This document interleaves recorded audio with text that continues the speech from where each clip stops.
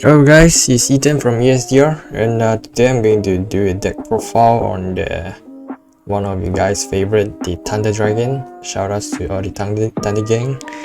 And yeah, I know it's been a while since I have uploaded any video because I'm being busy with the Battle Royale event by Konami lately.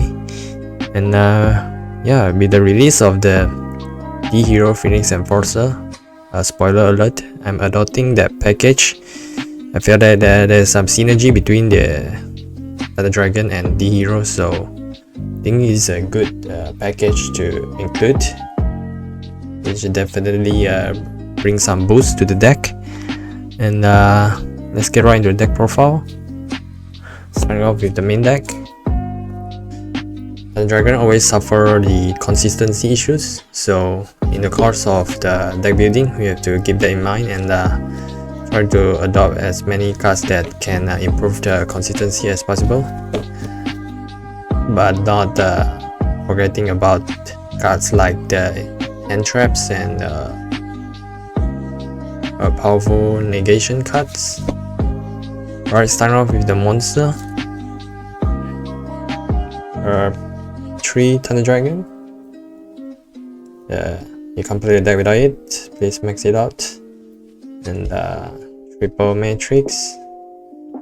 I've seen some people play 2, but I prefer 3 because this is a great monster to normal summon as well. Sometimes you don't draw into Lupine, you often want to go into Colossus with this, and you want to grind with as much matrix as possible to you can get a plus over a plus.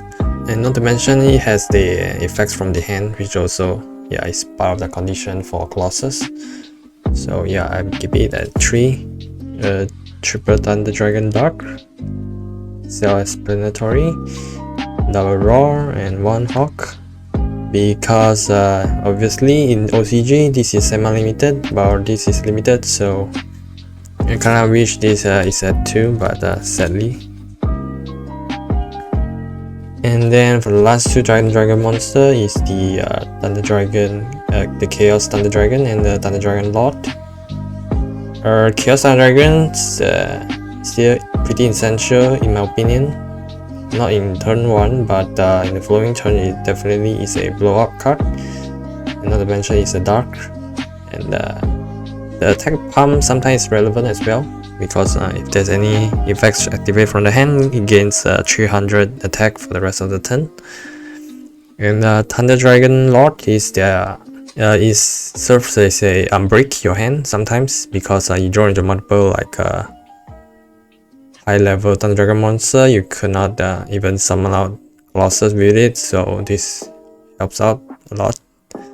And sometimes you don't even go into Colossus, you just make this and mill Thunder Dragon Fusions or Thunder Dragon Dark to make sure you have a flow up turn. And yeah, to have a different name on Thunder Dragon is also nice, because sometimes you already draw into your Thunder Dragon Fusion and you have nothing else to search off the Dark, so you might as well search for this, and then you can also put on more damage. And then 3 Alert Lupine. You have played this. This is dark. You can chain block your opponents, and it also helps out sometimes to recycle back your Phoenix Enforcer fusion targets, because sometimes you banish it off the Blow of Darkness, and this kind of helps you to recycle it back so that your fusion destiny won't be dead. So yeah, play that 3. And then 1 Nemesis Corridor and the Phoenix Enforcer Fusion Material. I played this over Battery Solar simply because this has a higher ceiling, because you can do a lot of kind of plays, like you summon out Colossus, you banish your Colossus and Dark into your Titan, and then you can recycle it back your Colossus and then make the Colossus again.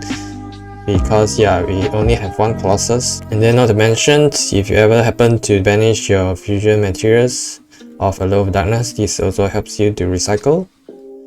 And it's a 1k9 body, which is nice. That's it for the main monster. I kind of want to cut the Thunder Dragon lot, but I still think it's necessary to help out the consistency issues that Thunder Dragon has. So that's it for now. Then lastly, of course, triple S Blossom and triple Maxi to sum up the monster lineup. So nothing much to talk about these end traps. Alright, for the spells, for the one out, obviously we are playing Gold Sarcophagus, 2 Thunder Dragon Fusion. You never need the third one if you play it correctly, because you kind of want to like banish, search for dark, search for raw, and then recycle, and then keep on looping your Thunder Dragon engine. Double Call by the Grave. Few reasons. One, because it's semi-limited in OCG, and this is also like part of the so-called consistency stuff, because your decks kind of lose to Ash Blossom if you don't open with these to chain block your opponents. So you kind of need this to avoid your key card being Ash. And not to mention, if going second, you want to push for games, yeah, you kind of want to negate Maxi with this.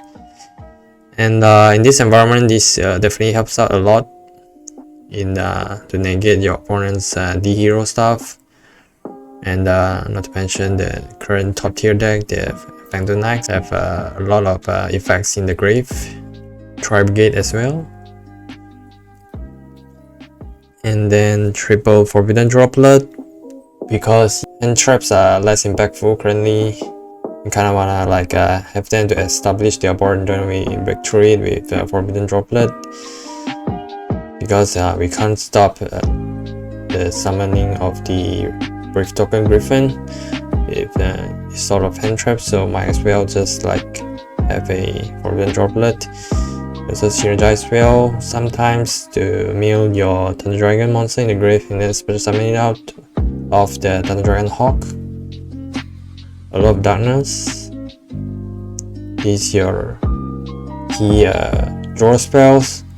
Also for consistency issues. Now that we are playing 2 more dark monster, which is the fusion material of DHero, Phoenix Enforcer. So sometimes you don't mind banishing your fusion material for DHero, because you just want to draw into your main pieces, which is the Thunder Dragon cards. We had 3, and then lastly triple Fusion Destiny.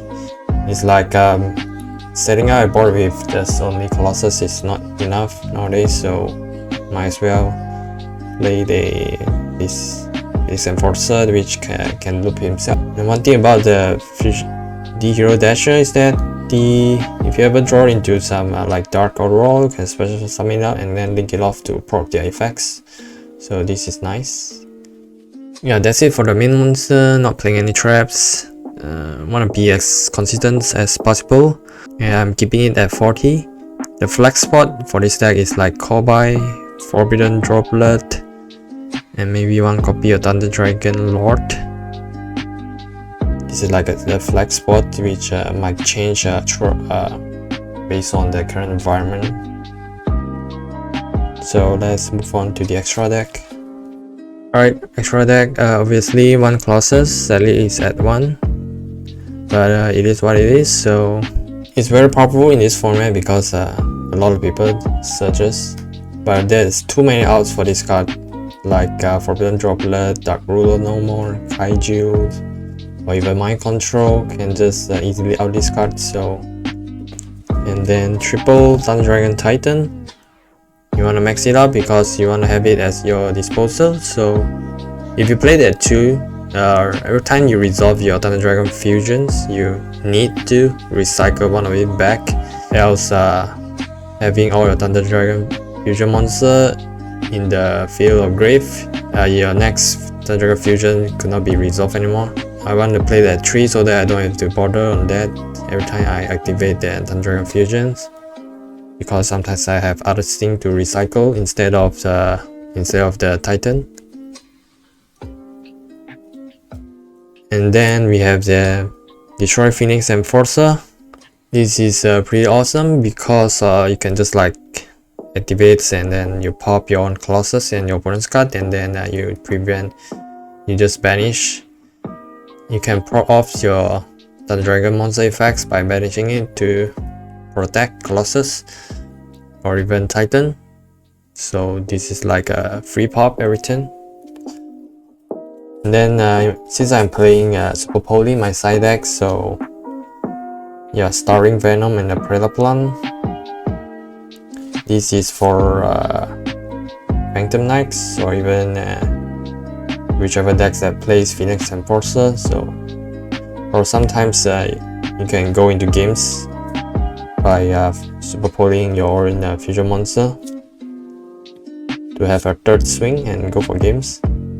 For Starving Dark Venom is for like Orcas, Phantom Knights, Dragon Link, and maybe even heroes, things like that. And then one Axis, which is a Gustav Max. Might not playing it because it gives you a chance to seal up some games. Yeah, by overlaying 2 Titan, you get to burn for 2k. So I think it's necessary because there is always a time you need it. And then lastly, for Link Monster, access code Talker, Unicorn, Birthday, IP Masquerena, Phoenix, Crossship, and Relinquish Anima. So this is pretty standard access code to when you're doing link climbing. Yeah, I just want to pop off, and it's also a potential, also can seal up games sometimes.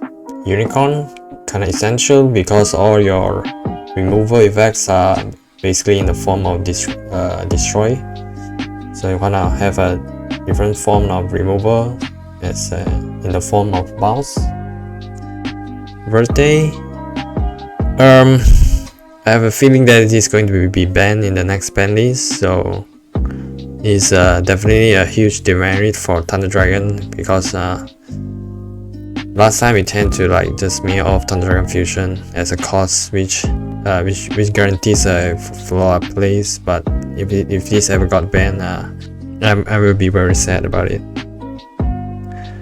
Be Masquerena, or sometimes I find it that I'm not going into it that often lately, so this might be the card I will cut out in the future if there's any other better Link monster.